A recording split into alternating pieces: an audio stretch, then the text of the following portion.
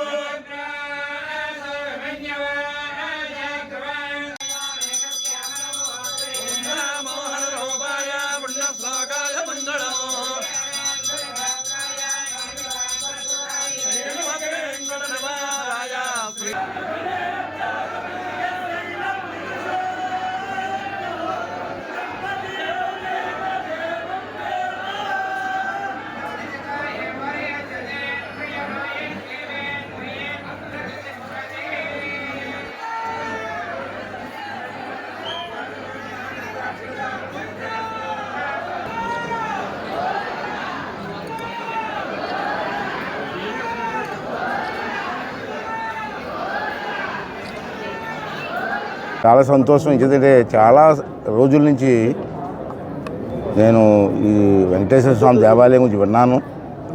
ఎప్పటి నుంచో రావాలని చెప్పి ప్రయత్నం చేస్తున్నాను. అయితే ఇన్నాళ్ళకి ఆ స్వామివారి ఆశీర్వాదంతో స్వామివారి దర్శనం చేసుకునే అవకాశం నాకు, నా కుటుంబానికి దక్కింది. ఎందుకంటే ఇక్కడ స్వామివారి ప్రచారం జరిగినప్పటి నుంచి కూడా చాలామంది భక్తులు, నేను మధ్యకాలంలో దేవాలయాల గురించి విశ్లేషణ చేసినప్పుడు వాడపల్లి వెంకటేశ్వర స్వామి దేవాలయం గురించి చాలా పెద్ద ప్రచారం జరుగుతుంది.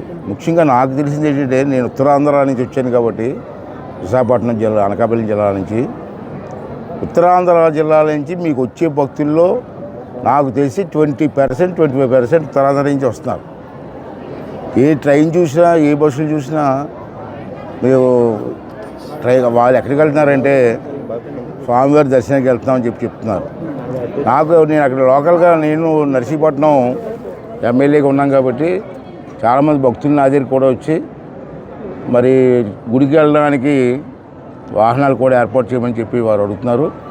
మరి ఉన్నమాట చెప్పాలని నేను పొలిటికల్గా మాట్లాడలేదు, కానీ ఉచిత బస్సు వచ్చిన తర్వాత అన్ని దేవాలయాలకు కూడా ఈ దర్శన ప్రాప్తి అందరికీ దొరుకుతుంది. ఏదేమైనా స్వామివారి దర్శనం, స్వామివారి ఆశీర్వాదం ప్రతి మనిషికి అవసరం.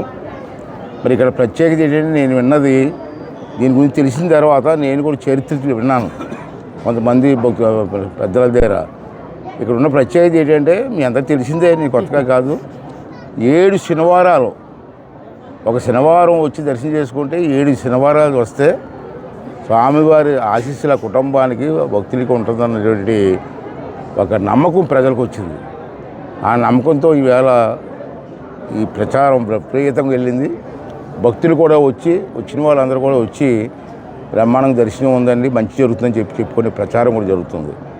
ఇంకా రెండవది ఏంటంటే, ఇక్కడ ఆదాయం కూడా గతం కంటే బాగా పెరిగింది. ఇప్పుడు అడిగాను నేను అందరూ ఏంటి ఆదాయం ఏంటంటే, గతంలో 35 కోట్లు 35 కోట్లు వచ్చిందండి. ఈ సంవత్సరం మేము 70 కోట్లు అలాగా ఎక్స్పెక్ట్ చేస్తున్నామని మాట్లాడుతున్నారంటే భక్తుల తాలూకు స్పందన ఏంటో మనకు అర్థమవుతుంది.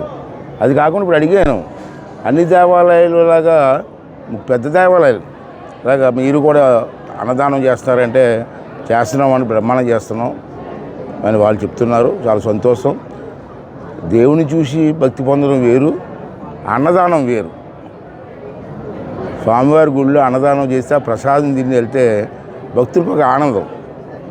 అంచేత అక్కడ అన్నదానం కూడా ఇవాళ అన్ని రాష్ట్రంలో చాలా పెద్ద పెద్ద టెంపుల్, అన్ని టెంపుల్ తిరుపతి తర్వాత అన్ని టెంపుల్లో పెడుతున్నారు. ఇక్కడ స్వామివారి టెంపుల్లో కూడా అన్నదానం పెట్టి వచ్చిన భక్తులకి టిఫిన్లు భోజనాలు పెట్టి బ్రహ్మాండంగా చేస్తున్నారు. కమిటీ వాళ్ళు కానీ ఇక్కడ ఉన్న అధికారులు కానీ అందరూ కూడా బ్రహ్మాండంగా చేస్తున్నారు. పూజారులు కూడా నేను ఏ టెంపుల్కి వెళ్ళినా నాకు బాగా, నేను కొన్ని టెంపుల్స్ రన్ చేస్తుంటారు మా ఊరిలో, నాకు బాగా అనుభవం. పూజారులు చెప్పే మంత్రాన్ని పెట్టి పూజారులు ఎలా చెప్పేస్తారు నేను. అంటే ఇవాళ వారు మంత్రోచ్చరణ చేస్తుంటే లోపల ఎంత ప్లెజెంట్గా ఉందంటే ఆ దేవుడి మీద దృష్టి వెళ్ళింది. మంచి పూజారులు ఉన్నారు, మంచి కమిటీ ఉంది, మంచి అధికారులు ఉన్నారు, మంచి భక్తులు ఉన్నారు. ఈ దినదిన అభివృద్ధి చెందాలని మనస్ఫూర్తి కోరుకున్నాను.